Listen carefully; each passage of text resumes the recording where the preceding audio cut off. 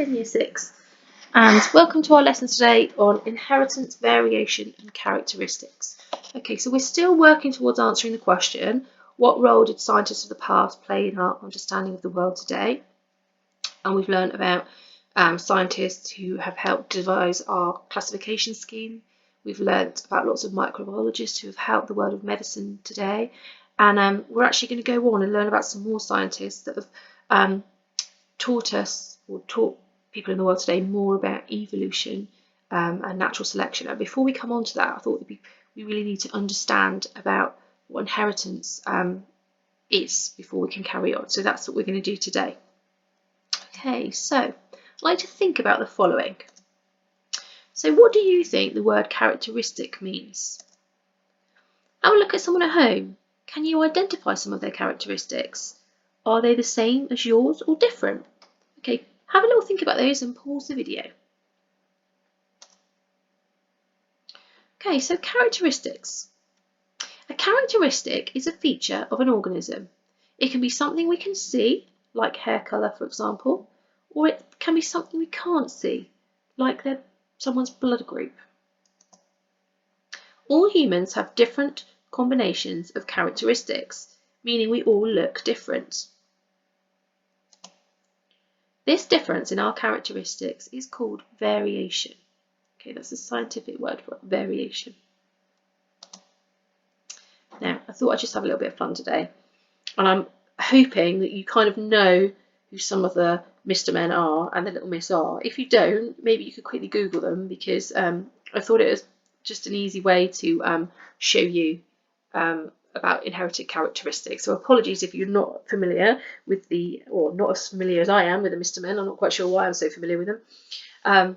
Okay, here we go. So, what are their characteristics? So, pause the video and then have a little think or write down the characteristics of Mr. Sneeze and Mr. Strong. Okay, well hopefully we can see that Mr. Sneeze has blue skin. He also has long legs and a red nose. Mr. Strong, on the other hand, has red skin and he doesn't have a nose, apparently. He has quite short legs and short arms, but he's actually wearing a hat, but a hat really isn't something of his natural characteristic. That's just something he's wearing, isn't it? Okay, well done if you saw those differences. Okay, so let's have a look at these two. Let's have a look at Little Miss Trouble and Mr. Sneeze. What would happen if they had a child? What do you think their child would look like? Well, I had a little go and I came up with this. So, no, she's got the same blue hairbands. Now, obviously, she wouldn't be born with blue hairbands, so that's obviously not a natural trait or natural inherited characteristic. Please ignore the blue hairbands. But perhaps she might look a little bit like Little Miss Trouble, but she's got longer legs than Mrs. Trouble because she's inherited her long legs from her dad, Mr. Sneeze. She's also inherited a red nose from Mr. Sneeze. Okay, but she's also inherited things like her face shape and her short arms from her mum. But actually, look at her eyes as well. She's inherited her eyes from her dad. Okay, so she's a combination of both parents. Right, okay. What about if Mr. Greedy and Little Miss Brainy had a child? Again, let's ignore the things that aren't inherited characteristics like her purple hair bow, okay, because obviously she wouldn't inherit those. So have a little think, pause the video, have a little think, what might their child look like or their offspring look like? Okay, well here's what I came up with.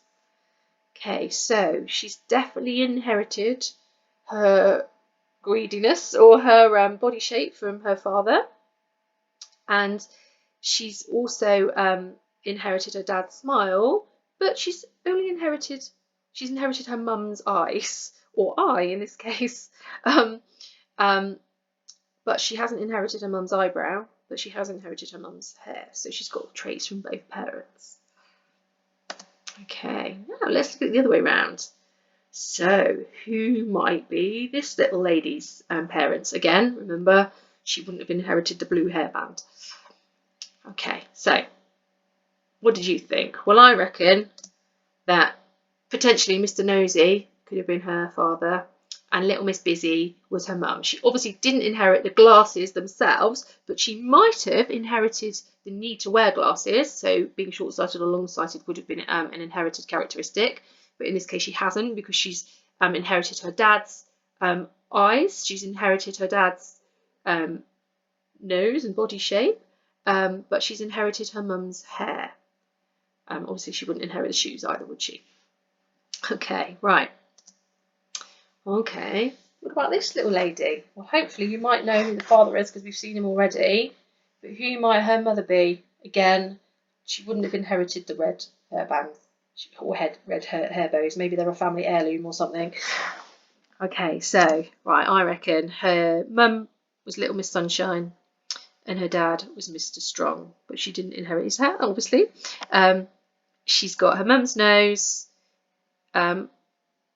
She's got her dad's body shape and skin colour, should I say. Okay, right. Now there's a little activity in your home learning document where you can have a little go at that as well. Okay, right. What about these two? Pause the video, maybe you could draw this in your book. What do you think if Little Miss Dotty and Mr. Small had a child? I have no idea what they look like. This is up to you. So this is what I put in your book. Okay. Right, inherited characteristics. So these are features that get passed down to us from our parents. They are coded by genes. That's little bits of DNA that are in our cells' nuclei. So all our body's made up of cells, and inside our cell it has the control centre of the cell, which is called the nucleus. Plural is nuclei. So we get half of our genes from our mother and half of our genes from our father, because the nuclei of their sex cells fuses together in fertilisation. Okay, and I'm going to show you that, try and explain that in a little bit more detail on the next slide. Okay, that's because that we have something called chromosomes.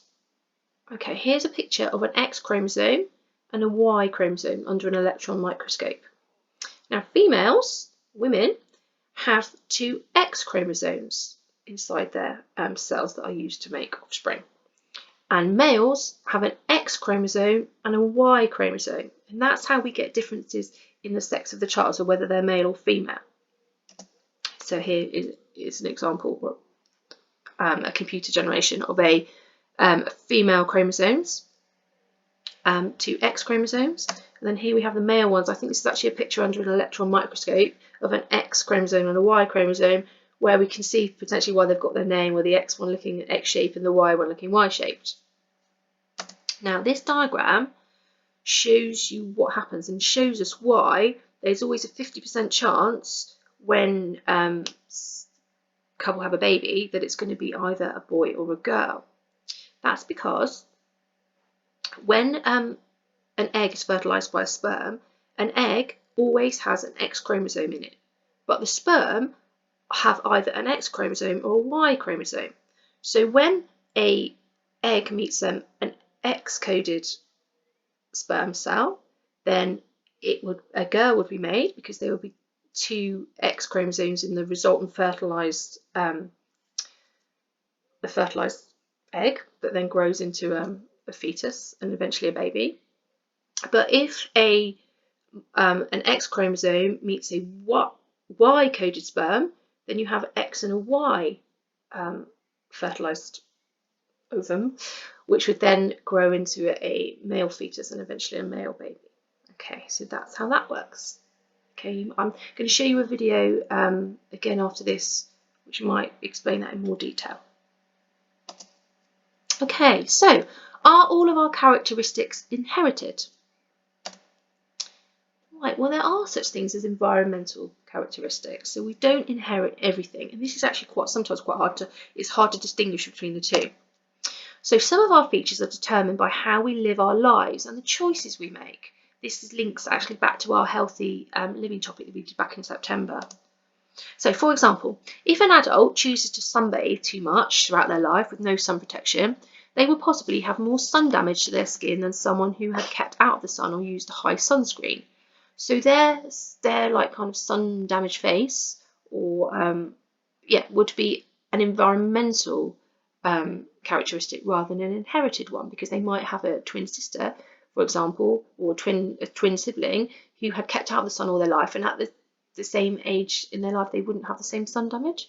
Something else might be somebody who chooses to live quite an unhealthy lifestyle and doesn't exercise enough and eats too much. Well, they might be prone to being overweight, so that would be an environmental factor. But in that situation, it could also be an inherited characteristic. So sometimes people, I don't know the exact science behind it, and I'm not sure if I'm actually saying something is scientifically correct, but it's my understanding that some people have a tendency to potentially put on more weight more quickly than others. So something like that could be, well, it could be argued anyway, that that could be an environmental characteristic as well as an inherited characteristic. Okay, so the things that we're talking about, like sun damage on your face, or whether we don't take enough exercise or whether we eat too much, they are called environmental characteristics because they are caused by the specific environmental factors we choose to put on our lives. Okay, so as I've already said, some characteristics can be both inherited and environmental, for example, height and weight. I'll talk a bit more about height in a minute. Okay, let's have a go. Have a look at these. So, do you think they're inherited or environmental? Have a look at the list of characteristics below and decide whether you think they're inherited, environmental, or both. You might want to choose to write them in your book under the 3 headings. Okay, so what we've got accent, natural hair colour, nose shape, blood group, scars, eye colour, height, tongue rolling. That's where you make your shape into like a tube shape or things like that. Tattoos, whether someone has tattoos, weight, or their sporting ability. Okay, have a real think about these, pause the video and put them into the different headings. Okay, right, now this is potentially things that we might argue about the answers here, so don't worry too much if you've got different things than I have. I'm just going to explain my thinking behind it, but I'm not saying I'm 100% right, I'm just saying that's maybe my take on it. Okay, so let's look at the inherited. So I've said that your blood group is inherited. Your natural hair colour is inherited. Obviously, if you go to the hairdressers or you go to Boots and buy some bright pink hair dye and dye your hair that colour, that's not inherited, that's environmental, but natural hair colour is inherited. Tongue rolling is an inherited trait. You could try this one out at home. I don't know whether if you can roll your tongue, see, one of your parents should be able to roll their tongue because it's something you would have inherited from them. I've put nose shape and eye colour under inherited, but I've put them in red because actually they potentially could be both. If somebody's had a plastic surgery on their nose, why anyone would do that, I do not know. Or perhaps whether they're wearing contact lenses, coloured contact lenses, that could change the shape of their eye. But I'm putting them in the inherited category to start off with. Right, I said that accent and tattoos are both environmental, because an accent is just what you pick up when you're taught to speak, and you pick up that from people around you. Now I've said that all of these 4 are both. I mean, you might disagree with me for some of them.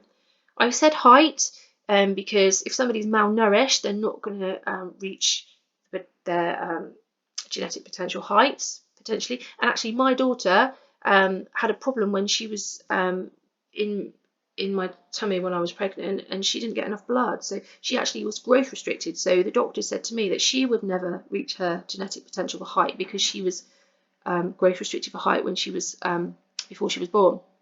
Weight we've already talked about, they could be both.